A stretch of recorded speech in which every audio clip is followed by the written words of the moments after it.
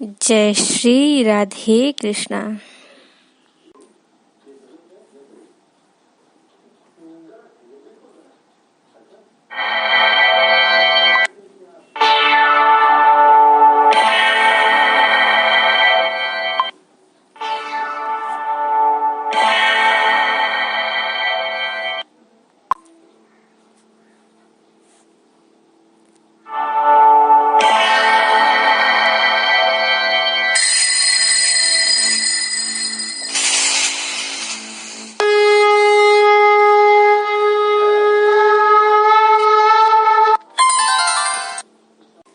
आप सभी को मैं बताती हूँ रावण के 3 जन्मों की कथा।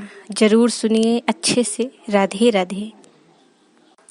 पहले जन्म में रावण तो था ही, परंतु दूसरे जन्म में हिरण्यकश्यप हुआ और तीसरे जन्म में भगवान श्री कृष्ण जी के बुआ के पुत्र हुआ, जिसका भगवान श्री कृष्ण जी ने शिशुपाल नाम था उसका, और भगवान श्री कृष्ण जी ने उसका वध किया था और उसे उसके माता को मतलब कि अपने बुआ को भगवान श्री कृष्ण जी ने वचन दिया था, 100 वचन।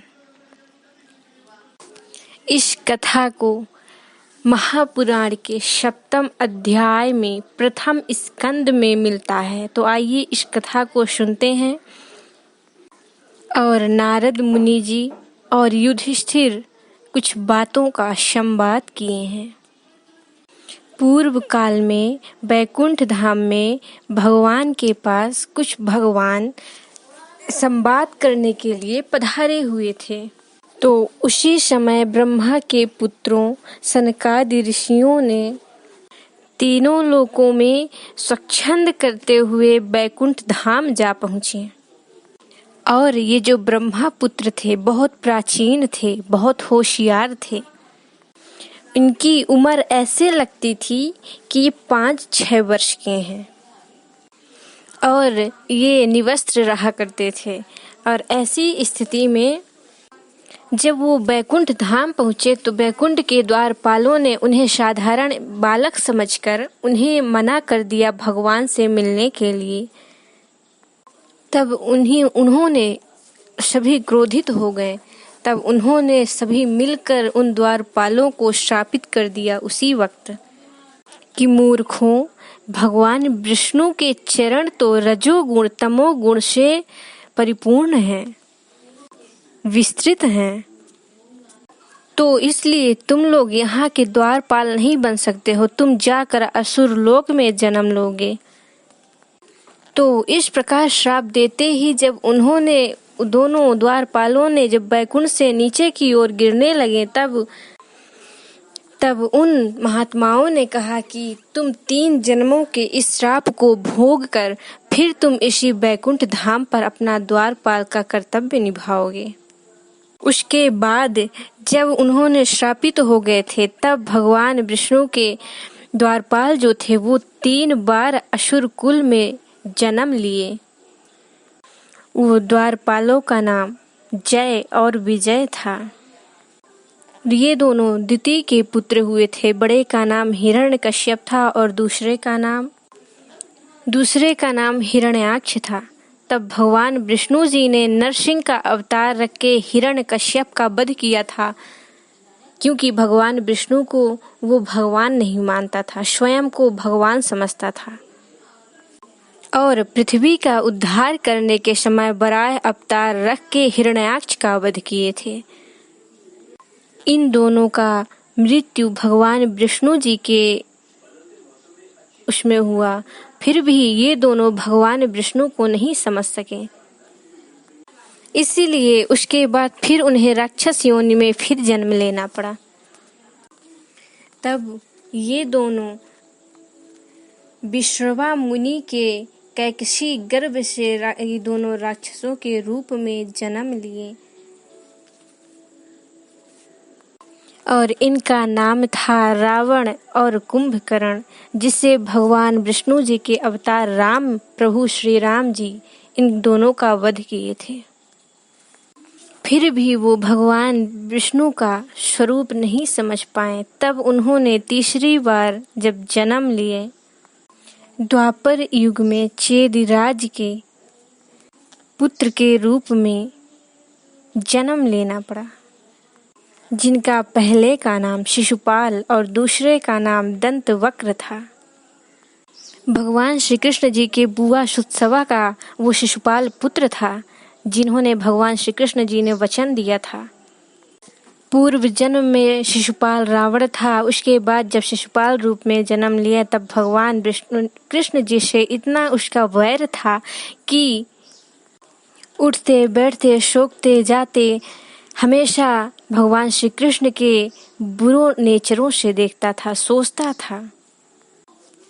जब उसने भगवान श्री कृष्ण जी को भरी सभा में ही अपशब्द बोलता था, गाली देता था, 101 बार गाली दिया था, परंतु भगवान श्री कृष्ण जी ने उसके 100 अपराधों को क्षमा दान दिए थे, परंतु उसने 101 बार गाली दिया। भगवान श्री कृष्ण जी क्रोधित होकर उसे अपने सुदर्शन से उसका धड़ अलग कर दिए। जब उसका सिर धड़ अलग हो गया, तब उसने फिर अपने बैकुंठ में अपना धाम फिर से शुरुआत कर दिया। अब जानिए कि भगवान श्री कृष्ण जी का और शिशुपाल का कैसा रिश्ता था। उसके आगे मैं आपको वर्णन सुनाती हूँ। भीम शतवत के 7 पुत्र थे, जिनमें से इनके नाम सुनिए। भाजी, भजमान, दिव्य, देवावृद्ध, विष्णु, अंधक, महाभोज। और इन 7 पुत्रों में वृष्णि और अंधक काफी विख्यात थे। और इन 2 पुत्रों का जो यदुवंशियों में संघर्ष चली, तो ये विष्णु अंधक और वृषिवंशी यादव कहा जाता है, जिसमें अंधक वंश में कंस के मामा भगवान श्री कृष्ण के मामा जी कंस अंधक वंश में जन्म लिए थे, और उन्होंने अंधक वंश में ही वृषि वंश को आगे लेकर चले हैं। और हमें यह जानना है कि जो शिशुपाल वो पूर्व जन्म में रावण था, उनका रिश्ता भगवान श्री कृष्ण जी से कैसा था। वृष्णि के 2 पुत्र थे, जिसमें देवमूढ़, युद्धाजित, जिसमें से देवमूढ़ की 2 पत्नियां थीं, 2 रानियां थीं। मदिशा वैशपर्णा पत्नी थी, और जिसमें मदिशा से शूरसेन हुए, और शूरसेन की पत्नी मरिया से 10 पुत्र और 5 पुत्रियां हुईं। और इन 10 पुत्रों में वासुदेव जी सबसे बड़े थे, वो भी यदुवंश के ही थे, जिनका विवाह अंधक वंश के देवक की पुत्री देवकी जी से हुआ था।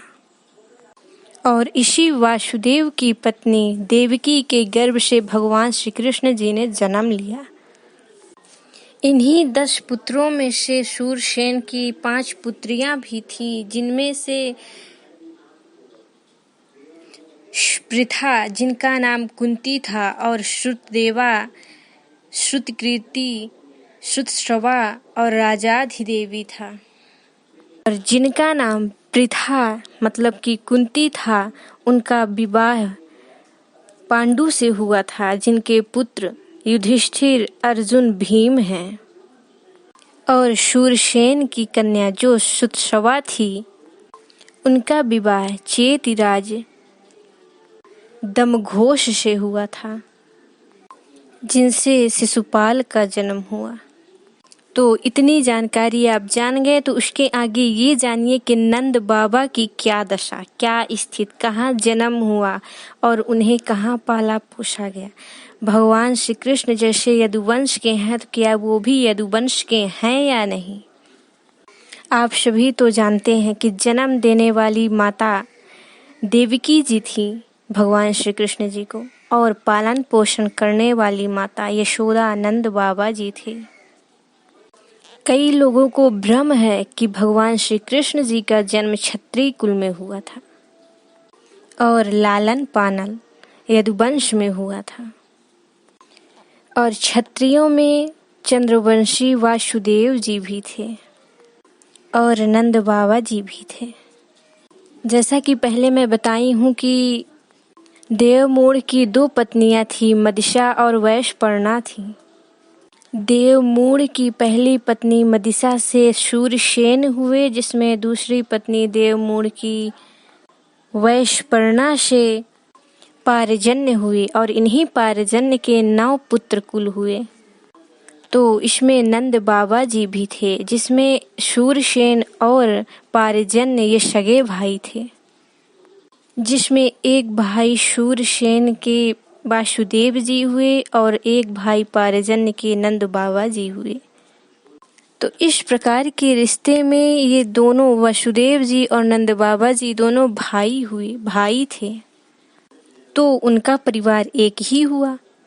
तो लोग कहते हैं कि नंद बाबा जी जो थे और भगवान श्री कृष्ण जी का लालन पालन कहीं दूसरे जगह हुआ और जन्म दूसरे जगह हुआ, तो पालन पोषण भी उन्हीं के घर के सदस्यों से हुआ, उन्हीं के भाई से हुआ, उन्हीं के घर में ही हुआ।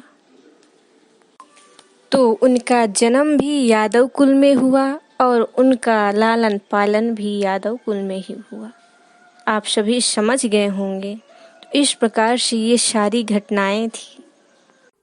तो ये है रावण के 3 जन्मों की कथा। पहले रावण था ही, दूसरा हिरण्यकश्यप, तीसरा शिशुपाल। राधे राधे।